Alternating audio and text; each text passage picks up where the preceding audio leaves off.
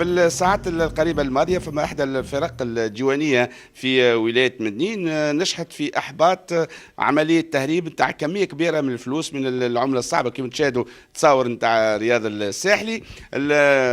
كمية كبيرة من اليورو. أحد الأطراف العاملة في الديوانة ممثل الديوانة في ولاية مدنين مش يحكينا على العملية هذه نتاع التهريب اللي كان شخص ناوي باش يعديها ويوصلها للمعتمدية بن قردان.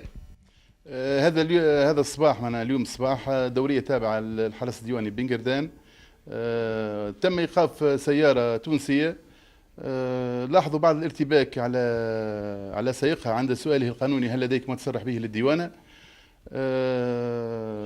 شكوا فيها، وقع تفتيش دقيق.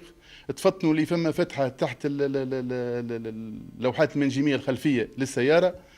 أعلموا رؤسائهم في الوحدة الخامسة من مدنين. تمت الإشارة لهم بجلب السيارة إلى مقر الوحدة قصد مزيد التفتيش، وفعلا كان شك في محله. بمجرد معناها نزع اللوحات المنجمية تم العثور على مبلغ هام من العملة الأجنبية هو الأورو، يقدر بمليار و400 ألف أورو، تقريبا ما يعادل 3 مليارات تونسية.